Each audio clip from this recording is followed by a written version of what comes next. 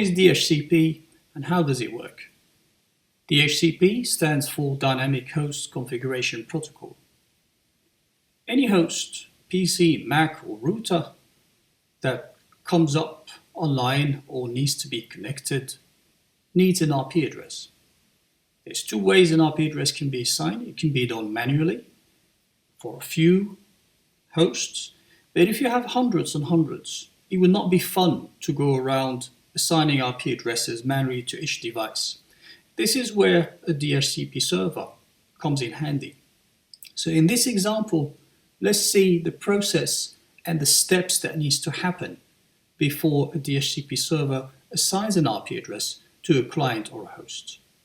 So assume a host or a PC is connected or is powered up, comes online, and it doesn't have an IP address. What is the first thing that happens?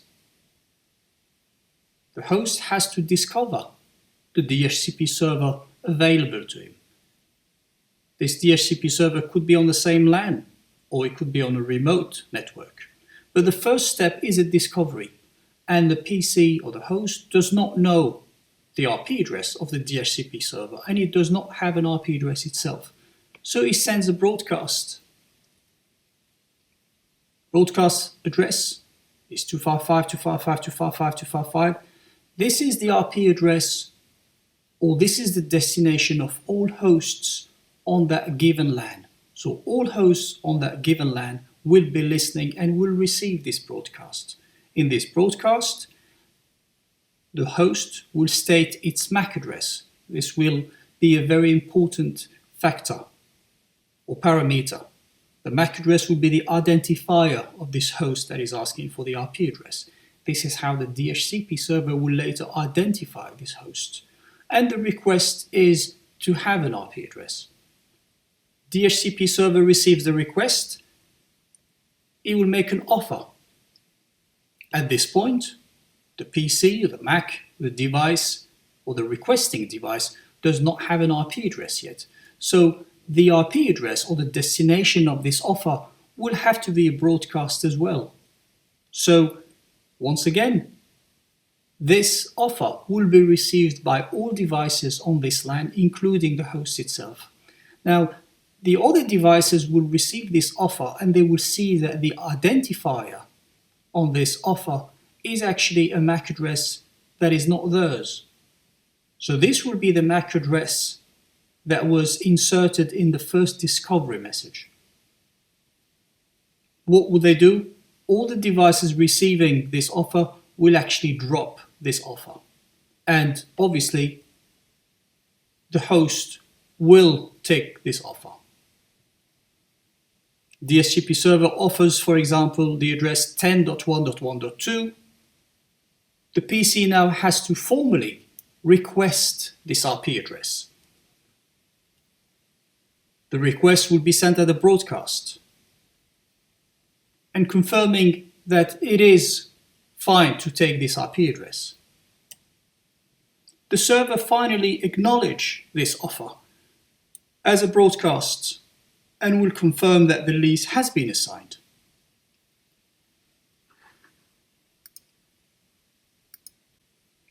To remember these 4 steps in the process of having an IP address assigned, you just have to remember DORA.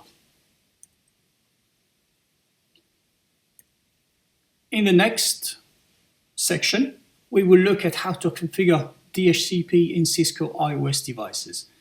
So the first simple scenario is to have a client directly connected to a server or on the same LAN as a server. Both these devices will actually be Cisco IOS devices. The host on the left will be a Cisco device configured without any IP routing and acting as a PC. The next scenario will be pretty much the same as the first one, but we will have a router in the middle. Here the configurations will change a little bit because the host on the left and the DHCP server are no longer on the same LAN. They're no longer on the same broadcast domain. And this changes a little bit the configuration and what is needed to get an IP address assigned. There will also be some packet captures towards the end just to validate the 4 steps that we saw earlier to get an IP address.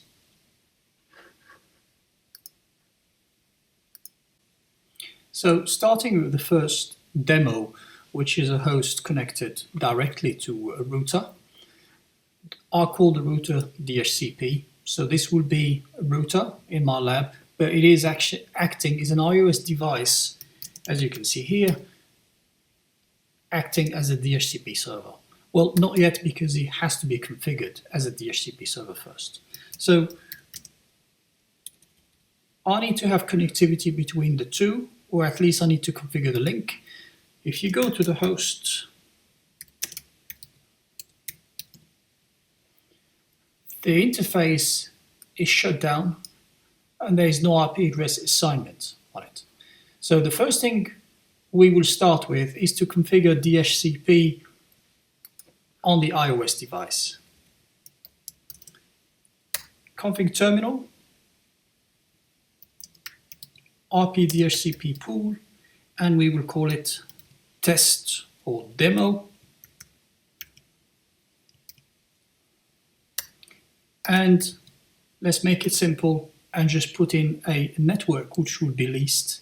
So 10.2.1.0 and the mask.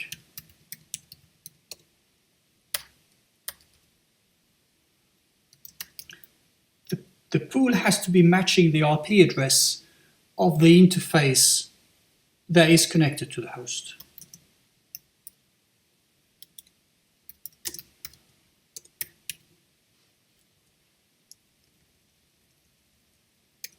Show run interface gigabit 01. So this is the interface the host is connected to.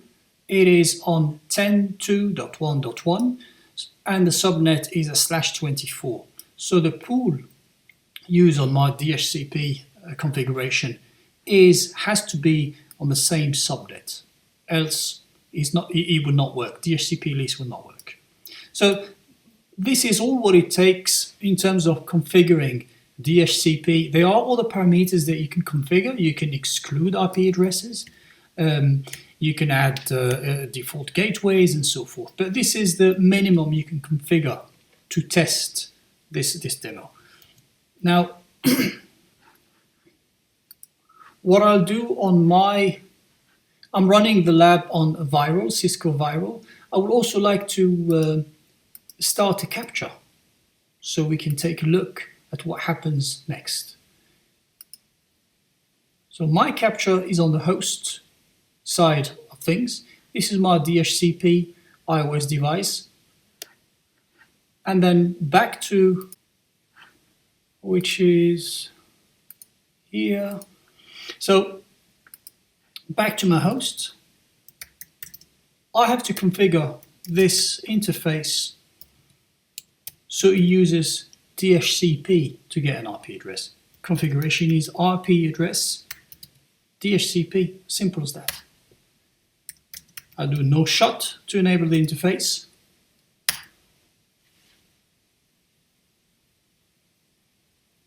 The interface comes up and we should hopefully see a lease assigned by the DHCP server. There you have it. So DHCP IP address assigned, and 10.2.1.2 and the mask have been assigned. Let's confirm that. Show IP interface brief. There it is. The IP address has been assigned by the iOS or the DHCP server, and you can see here something interesting. The method is DHCP. It's not TFTP or manual or static or anything. It is DHCP. Now, back to the DHCP device. Let's check what is happening. So IP DHCP binding.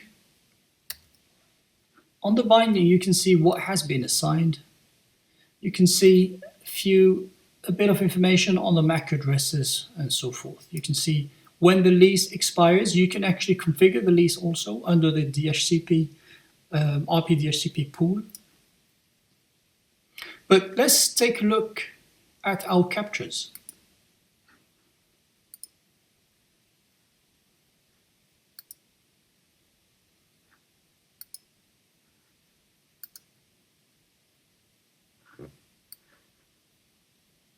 So I'm using Wireshark integrated with Cisco Viral. I'll just include everything in the screen. All right. So this capture is all the packets in and out of the host side on gigabit 01. So let's filter on DHCP only. Here are the 4 messages we spoke, or the 4 steps we spoke about earlier. You have your DHCP discover, remember DORA, D-O-R-A, discover, offer, request, and ACK. So the source is 00, that would be the host doing the discovery. The offer, the source is 10.2.1.1, that's your DHCP server. And then the request, which is the formal request, again from the host, doesn't have an IP address. And then the final ACK from the DHCP server, source from 10.2.1.1. Let's examine each of these captures. Starting with the Ethernet frame here, which is what the host sends out to discover a DHCP server. Destination is FF, etc. This is your broadcast. So this frame is broadcasted. The source IP address is 0. Destination is a broadcast as well. Next step, that's your offer. That's from the DHCP server. So the source is the DHCP interface as a source. That's gigabit 01 on the DHCP side. Destination is a broadcast. Watch the source port and destination port used for the DHCP communications.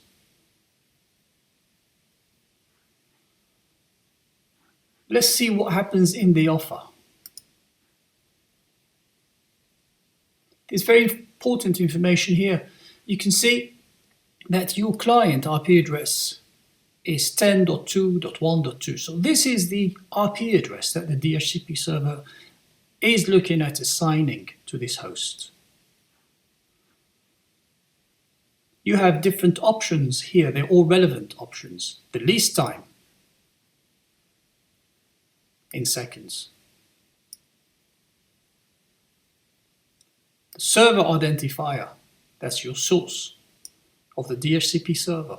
And you also have the subnet mask in here, which is your /24. There's quite a bit of information that is actually, and it has to be included in your DHCP offer. Step 3, that's the request. Source 000, destination broadcast still. What else can we see that is relevant? Client IP address, client MAC address. This is a very relevant information. This is the client's IP address, which is the identifier. Remember that when a DHCP server sends offers or ACKs, they are broadcasted.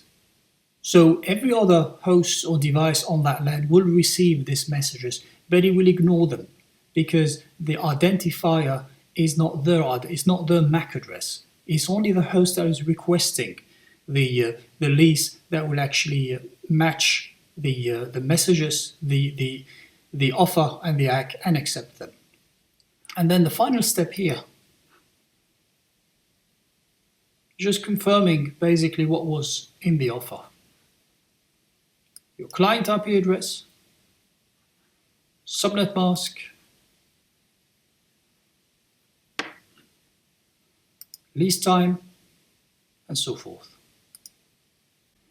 So this is pretty much it when it comes to the simple setup where the host and a DHCP server share the same LAN or on the same broadcast domain.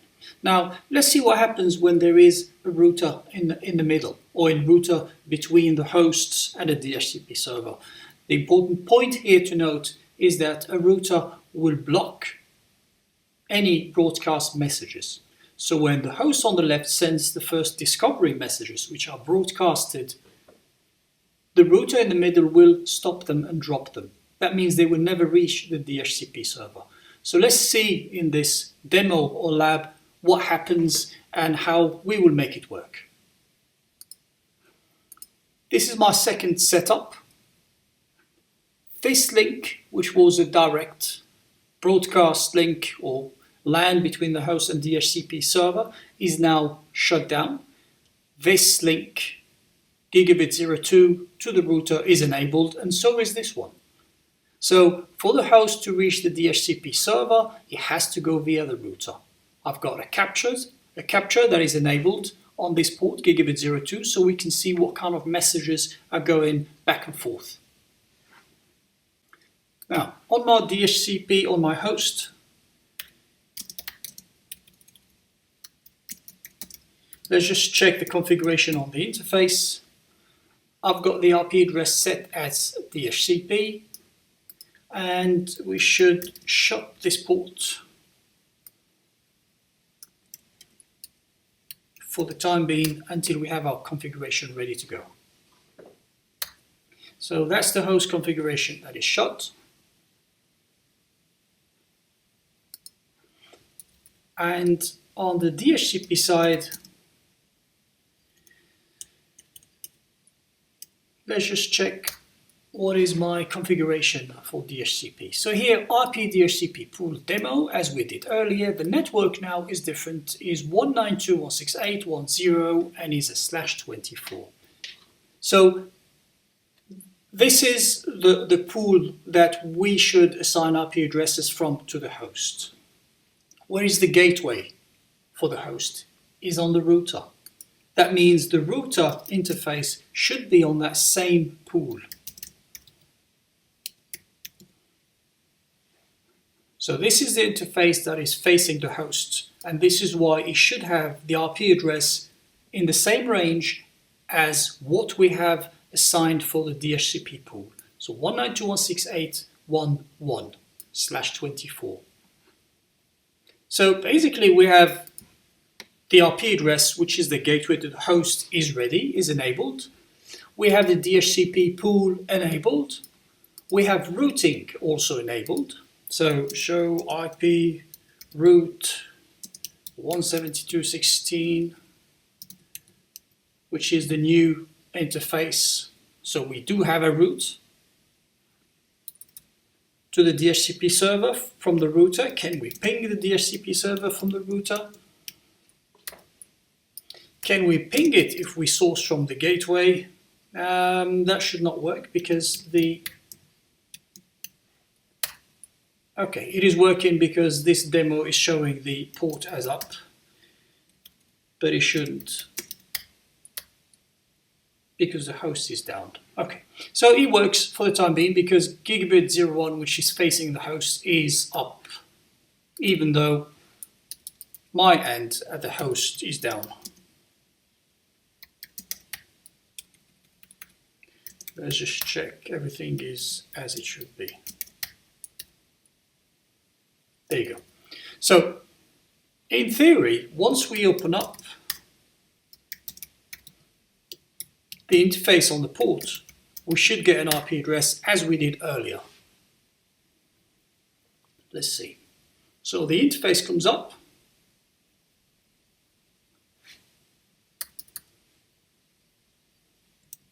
But we don't have any IP addresses assigned. It's back again because of the fact that the router in the middle is dropping our broadcast messages.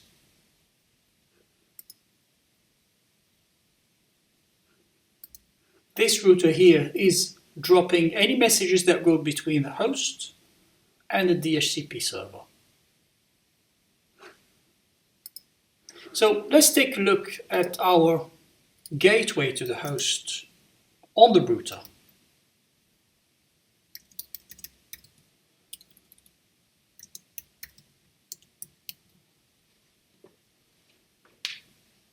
there is a command that needs to be added here, and that is IP helper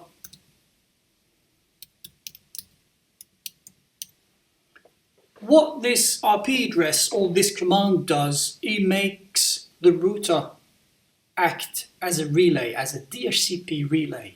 So it will receive the broadcast messages from the host and it will forward them as unicast to the DHCP server. It will also take or forward the DHCP server offers and acts and forward them to the host. So this command is needed to ensure that the host will get at least from the DHCP server, a remote DHCP server, even if you're going through a router or several routers, in fact. So let's enable this command and check what happens with the hosts.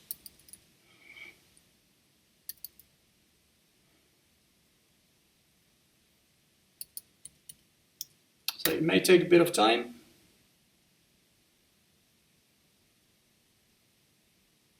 And there you have it. So let's check. DHCP address assign 192.168.1.2 and the mask. So we had to enable or add this command, IP helper address. This is very important on the router to ensure that the router in the middle will start acting as a DHCP relay and forward those broadcasts as unicast to the DHCP and vice versa. So let's take a look at our capture. Let's open up the capture.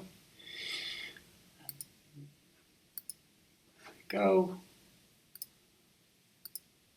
And apply our filter to simplify things. Okay, there's several, but let's take the last ones.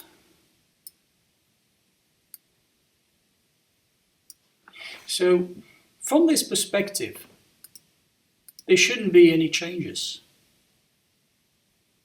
So we have the source is still 00 and the broadcast. Let's take a look at the offer.